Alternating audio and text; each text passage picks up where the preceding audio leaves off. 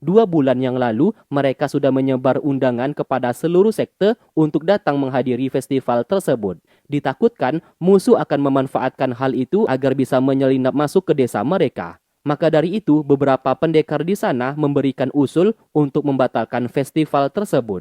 Wan Qi memberikan pendapat mereka tidak bisa melakukannya. Apabila festival itu dibatalkan, yang ada malah akan menimbulkan kecurigaan kepada orang-orang bahwa desa Gunung Yuqi mereka benar-benar menyembunyikan kunci harta karun tersebut. Tuan Lin lantas memutuskan festival tahunan tetap diadakan. Mereka harus memperketat siapa saja yang masuk ke dalam desa mereka, jangan sampai kecolongan. Setelah itu, Tuan Lin mengajak Shao Qi berbicara 4 mata dan berkata apapun yang terjadi, mereka harus menjaga keamanan kunci harta karun Fuxian. Satu hal lagi, jangan sampai dunia persilatan sampai tahu Rongsu telah lupa ingatan dan kehilangan ilmu bela dirinya. 如今江湖各门各派，并且不知道疏狂失意。是。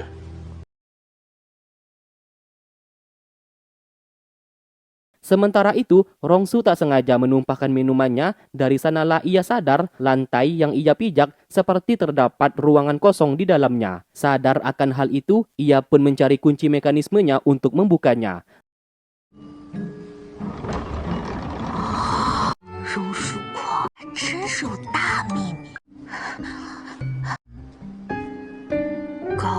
Ternyata feelingnya benar, di kamar tersebut terdapat ruangan rahasia. Di sana banyak sekali barang pribadi milik Rongsu terdahulu. Lalu kemudian ia keluar dan membawa sebuah buku untuk dibaca. Tiba-tiba dari luar, seseorang melepaskan seekor lebah yang dimana lebah itu melepaskan sebuah asap beracun.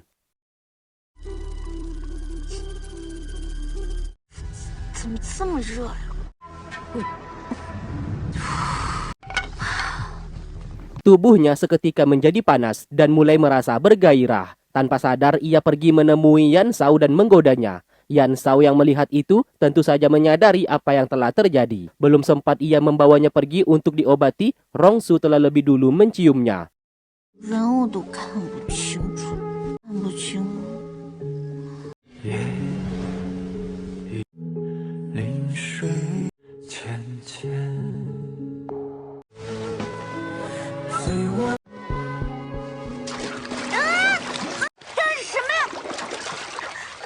Alhasil ia pun dimasukkan ke dalam bak mandi yang berisikan air dingin. Setelah kembali sadar, Rongsu merasa kesal siapa yang telah meracuninya setiap hari, sehingga membuatnya menjadi seperti ini.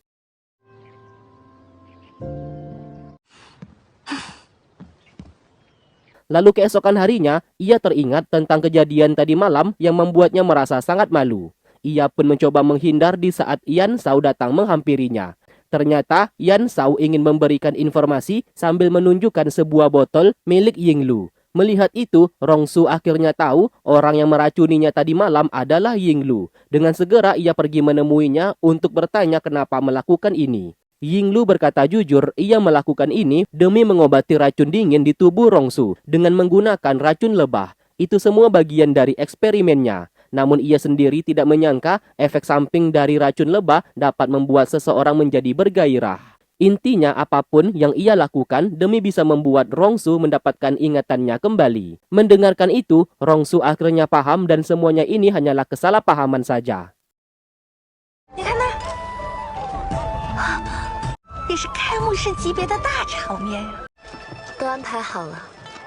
Singkat cerita, mereka semua pergi ke lokasi tempat yang akan diadakan festival tahunan. Karena sudah tiba di ibu kota, mereka berniat mencari penginapan. Yan Shao lantas mengajak mereka semua ke sebuah penginapan yang sering ia singgahi.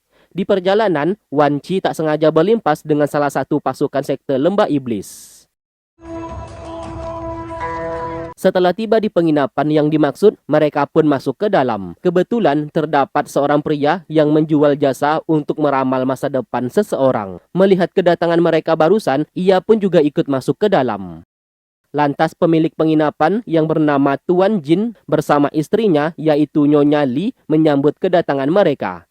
Rongsu sedikit merasa heran melihat Tuan Jin begitu muda sedangkan istrinya sudah sangat tua. Namun ia memilih diam karena tidak ingin menyinggung perasaan mereka berdua. Siapa sangka di kamar sebelah, Zhu Tian juga ada di sana. Rongsu melihat terdapat pria peramal yang duduk di luar. Ia pun menghampiri dan meminta untuk diramal mengenai jodohnya. Tidak hanya ia, Wan Qi bersama Yinglu juga ikut-ikutan meminta untuk diramal. Namun sayang setelah diramal, mereka bertiga sama-sama memiliki nasib buruk. Yan Shao segera membubarkan mereka dan menyuruh untuk masuk ke dalam. 菜凉了，回去吃饭吧。对，走吧。晚餐谢谢。 Siapa sangka pria peramal itu adalah anggota Tiangang. Terlihat mereka berdua menggunakan bahasa isyarat untuk bertukar informasi. Sedangkan di lantai bawah sudah ada Lukman yang sedang berjaga.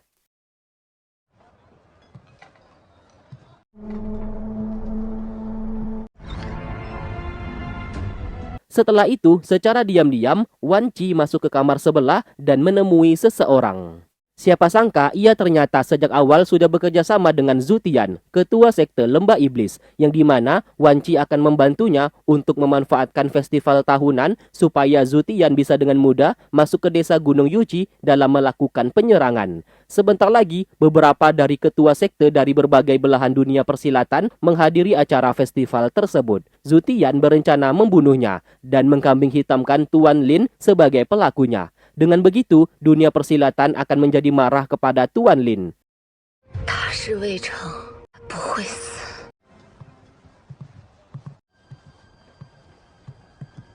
Siapa sangka, Yan Shao sudah tahu kalau Wan Qi baru saja bertemu dengan seseorang. Lukman ditugaskan untuk memeriksa kamar tersebut. Namun sayang, Zhu Tian sudah tidak berada di sana. Sehingga mereka tidak tahu siapa yang ditemui oleh Wan Qi barusan. Lalu keesokan harinya, ketua dari berbagai sekte di dunia persilatan sudah datang memenuhi undangan dari Tuan Lin. Tuan Lin berkata ia mengadakan kompetisi, siapapun yang berhasil mengambil buket bunga di atas sana, maka akan menjadi pemenang dan mendapatkan hadiah yang sangat besar. Kompetisi itu hanya untuk memeriahkan acara festival tahunan desa Gunung Yuqi miliknya, dan siapapun boleh ikut serta. 大小姐，好久不见。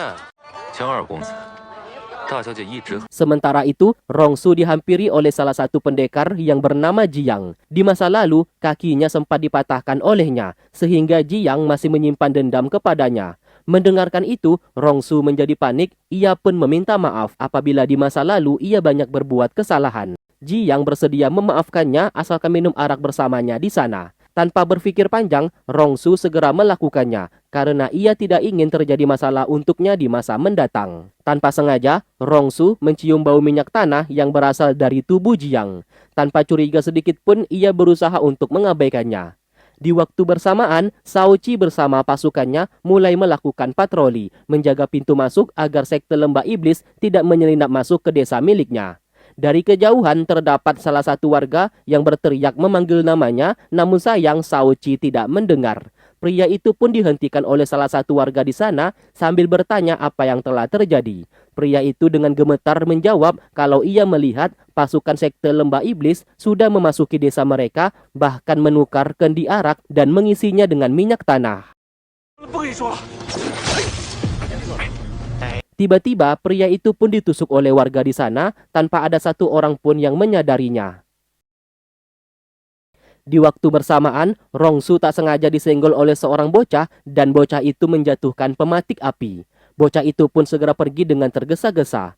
Rongsu yang melihat itu mencium aroma minyak tanah dari tubuh bocah tersebut, mirip seperti yang ia cium saat bertemu dengan Jiang barusan. Sayangnya ia kehilangan jejak saat mengejar bocah tersebut.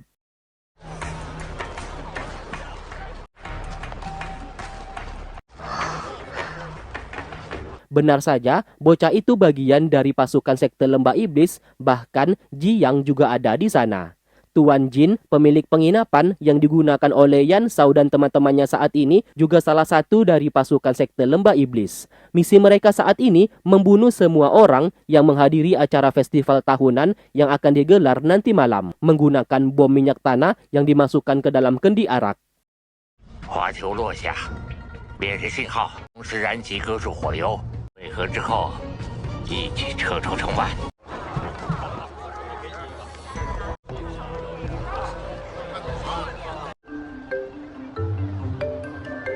Singkat cerita, malam hari pun tiba. Festival itu pun berlangsung meriah, kompetisi yang diadakan juga segera dimulai. Yan Shao ternyata ikut serta di dalam kompetisi tersebut karena ia tertarik dengan hadiah emas yang ada di atas meja. Di sisi lain, pria yang ditusuk oleh warga tadi siang berhasil diselamatkan oleh mereka. Yang ternyata Nyonya Li, istrinya Tuan Jin ini merupakan anggota Tiangang. Ia bersama Lukman hendak menyelamatkan pria itu. Namun sayang pria itu sudah sekarat. Sebelum meninggal, ia sempat memberikan informasi mengenai apa yang telah ia lihat dan menulis salah satu nama, yaitu Tuan Jin, suami dari Nyonya Li. Kembali ke dalam kompetisi, mereka yang ikut berpartisipasi di dalamnya mulai bertarung untuk mendapatkan buket bunga di sana. Tentu saja tidak sulit bagi Yan Shao untuk mengalahkan mereka semua.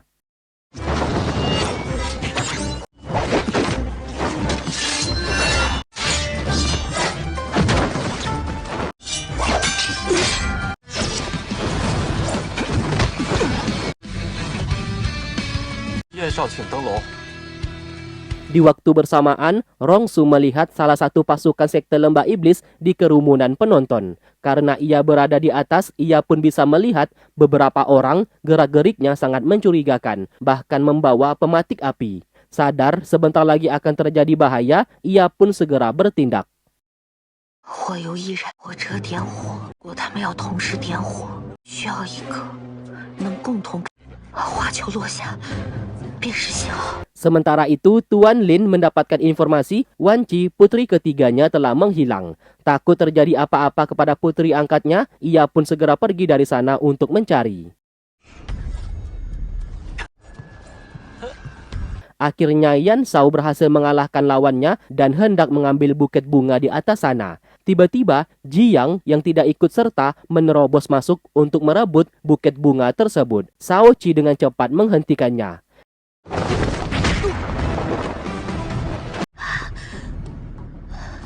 Di sana, Rongsu langsung memberikan informasi kepada semua orang kalau pasukan sekte lembah iblis ingin meledakkan bom di antara mereka. Ia curiga Jiang salah satu dari pasukan sekte lembah iblis yang ingin mengambil buket bunga di atas sana untuk memberikan kode supaya pasukan sekte lembah iblis meledakkan bom tersebut. Mendengarkan itu, Shao Qi segera menghentikan Yan Shao yang ingin mengambil buket bunga di sana. Sayangnya, Yan Shao tidak peduli dan tetap mengambilnya. Mereka pun berusaha menjelaskan apa yang telah terjadi saat ini. Namun sayang, Yan Shao tidak mendengarkan ucapan mereka, bahkan ia segera membuang bunga itu ke bawah. 你把花球给我。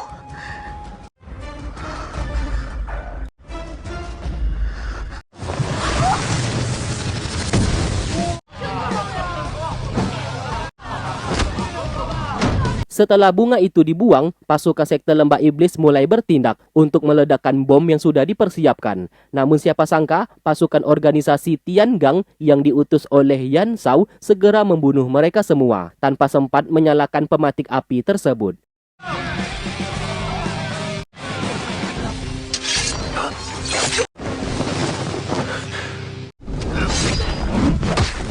Sedangkan Tuan Lin berhasil menghentikan Tuan Jin yang hampir menyalakan api. Tuan Jin berusaha kabur dari sana setelah mengalami luka parah akibat diserang oleh mereka. 花会有人生事，快回去看看。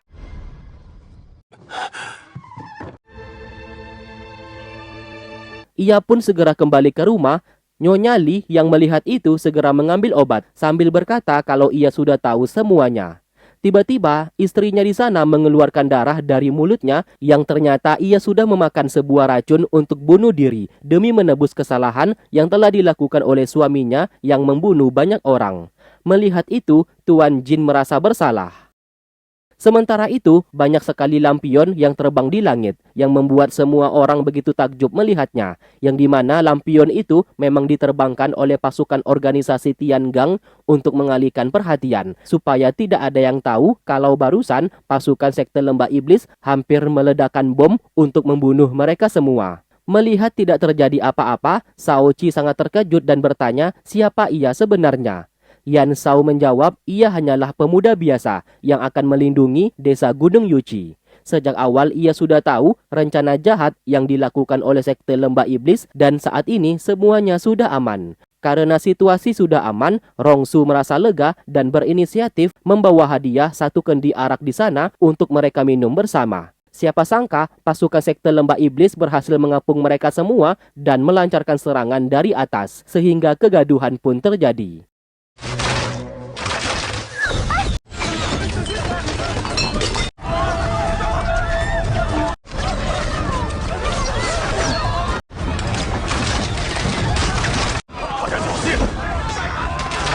Dari kejauhan, Zutian melepaskan sebuah anak panah, sehingga hampir mengenai kendi arak tersebut. Untung saja Yan Shao berhasil menghentikannya. Di sana mereka pun sadar kendi arak itu adalah bom peledak.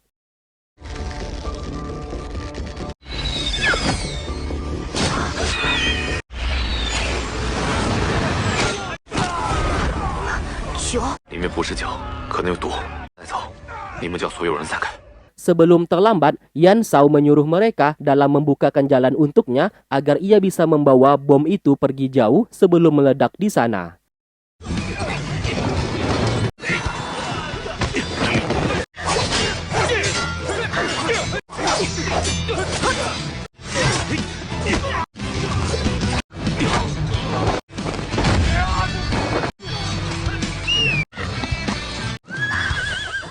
荣叔狂若是被毒死了，你不会死，你不许死！叔怎么行？往上风方向走。 Terlihat pasukan sekte lembah iblis mengejarnya dan hendak merebut kendi arak tersebut. Yan Shao berhasil menghindari setiap serangan mereka dan segera melempar kendi itu ke dalam sungai.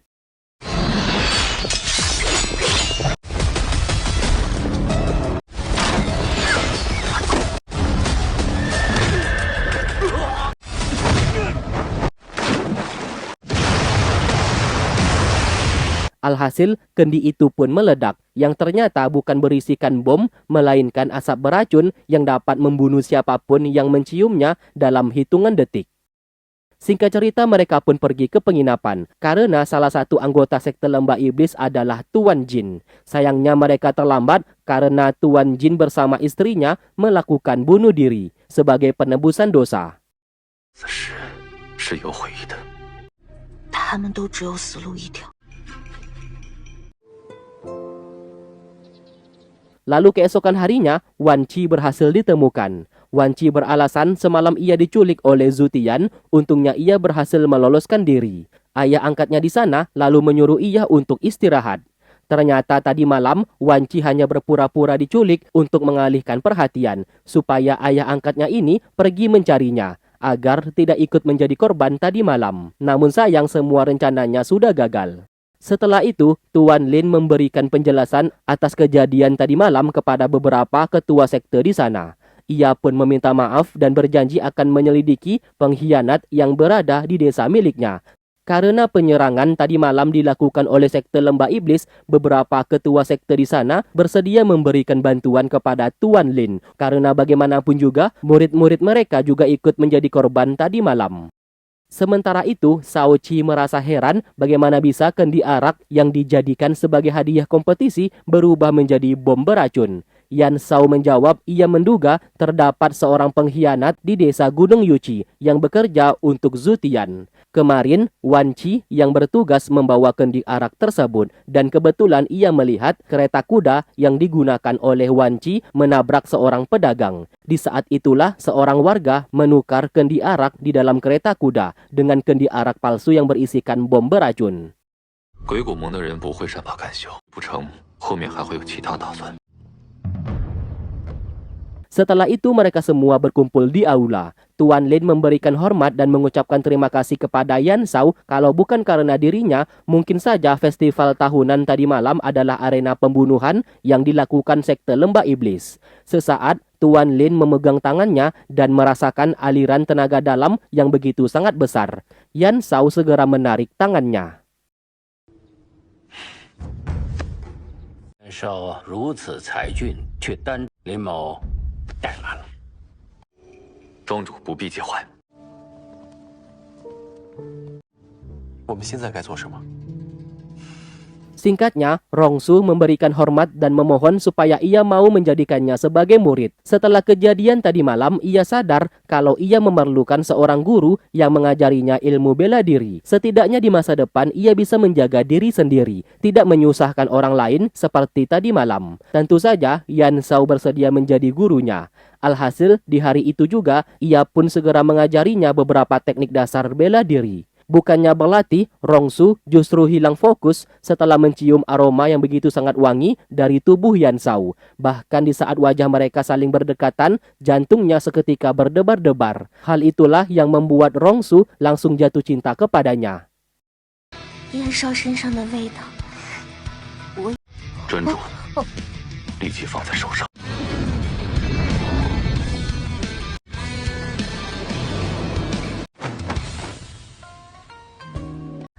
荣曙光，你该不会对燕……哎呀，不行不行，借以拜做师傅。